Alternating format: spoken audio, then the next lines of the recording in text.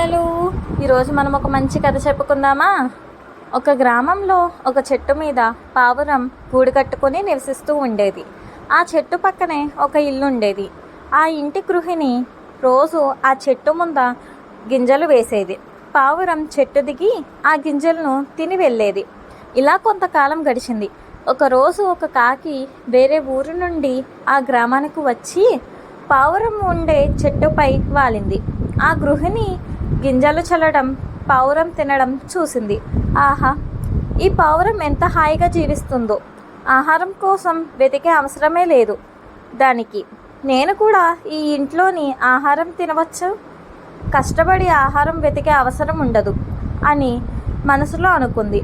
వెంటనే ఆ కాకి పావురానికి కళ్ళబొల్లి కబుర్లు చెప్పి దానితో స్నేహం చేసింది.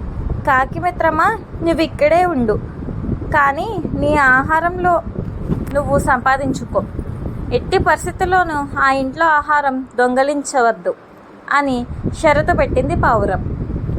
తాను అక్కడ ఉండాలనుకునేది ఆ ఇంట్లో ఆహారం కోసమే. అయినా ఆ సమయానికి సరే అంది కాకి. కొన్ని రోజుల పాటు ఆ కాకి అక్కడే ఉంటూ బయట ఆహారం సంపాదించుకునేది. ఒకరోజు ఆ ఇంట్లో నుండి చేపలు వాసన వచ్చింది కాకికి. ఆ సమయంలో పావురం బయటకు వెళ్ళింది. అదను కోసం ఎదురు చూస్తున్న కాకి వెంటనే ఆ ఇంటిలోకి దూరి చేపల కోసం వెతకసాగింది. తొందరలో కాకి పళ్ళాల్ని పడేసింది. ఆ చప్పుడు విని గృహిణి అక్కడికి వచ్చింది. కర్రతో ఆ కాకిని తరిమేసింది. బతుకు జీవుడా అనుకుంటూ కాకి ఆ గ్రామం వదిలి వెళ్ళిపోయింది. వీడియో నచ్చితే లైక్ అండ్ సబ్స్క్రైబ్.